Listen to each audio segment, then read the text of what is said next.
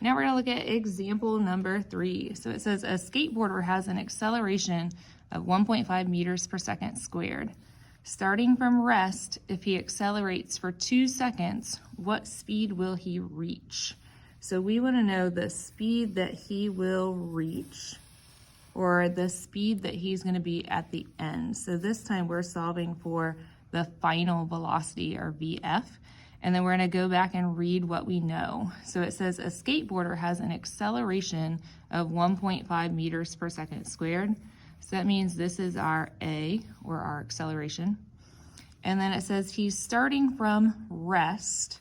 Rest means we're not moving. So what that means is in the beginning, our initial velocity is 0 because we're not moving at all, we're at rest. And then it says he accelerates for 2 seconds. Seconds then would be a time, right? And again, we want to know if he does that for 2 seconds, how fast will he be going at the end? So we're going to start with that same acceleration equation. So we have acceleration equals final velocity minus initial velocity all over time. And our goal here is we want to solve for final velocity. So the first thing we want to do is actually solve our equation for that. So we want to get final velocity by itself. The first thing we want to do is get rid of the t. Since t is being divided right now, we want to do the opposite to get rid of it. So the opposite of division is going to be multiplication. So I'm going to multiply by t. And whatever I do to one side, I have to do to the other side as well. So I'm going to do times t.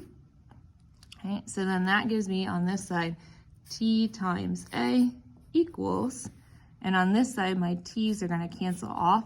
So I have VF minus VI. All right, so now I still want to get VF by itself. To get VF by itself, I need to get rid of VI. Since it's being subtracted, I want to do the opposite, so I'm going to add it. And whatever I do to one side of the equation, I have to do to the other side as well.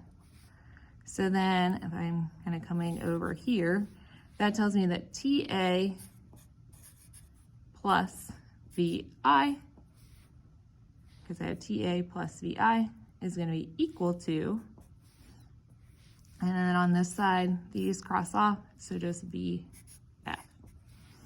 So then that means if I want to find the final velocity, I need to take time times acceleration plus the initial velocity.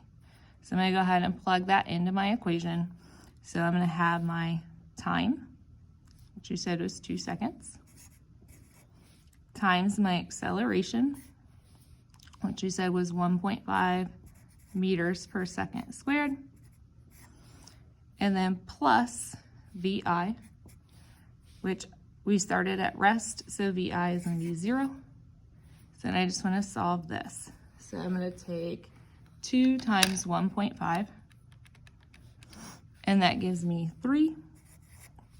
And then that's going to be meters per second, because I have a second here on top and 2 seconds on bottom.